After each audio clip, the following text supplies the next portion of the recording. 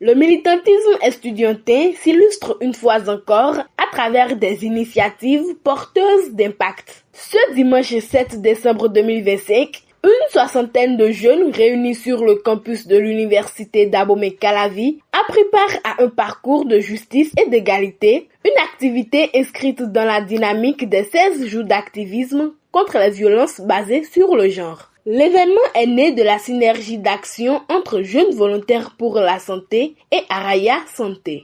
Cette activité va venir dans le cadre des 16 jours d'activisme contre les violences basées sur le genre, faire une sensibilisation globale en formant des équipes mixtes. Nous avons commencé par une campagne digitale, le code du numérique pour les nuls.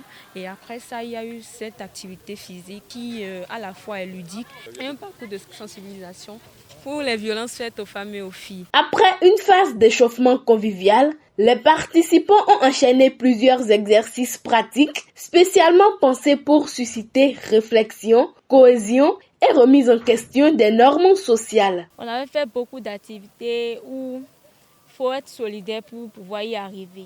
Et j'ai constaté qu'on ne se connaissait pas, mais il y a la solidarité entre nous et l'esprit d'équipe.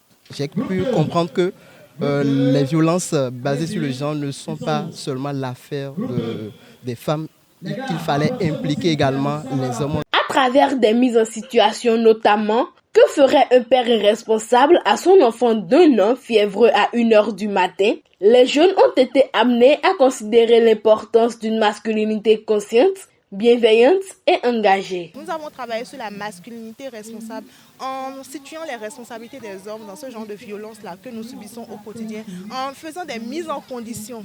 Course de relais au seau d'eau, tir à la corde, ramassage de plots à l'aveugle, course les pieds dans le sac, autant de défis physiques qui ont permis aux participants d'expérimenter la confiance en soi, l'entraide, mais aussi la responsabilité individuelle au sein d'un collectif. Nous avons montré qu'il n'y a pas d'activité réservée à la femme et d'activité réservée à l'homme, mais juste des activités en fait pour entretenir la solidarité. Le parcours de justice et d'égalité représente la phase physique et participative de la campagne menée par les deux organisations sœurs pour lutter contre les violences faites aux filles et aux femmes. En parallèle, la campagne digitale se poursuit jusqu'au 10 décembre, date symbolique marquant la clôture de la période d'activisme, aussi appelée Lutte Orange.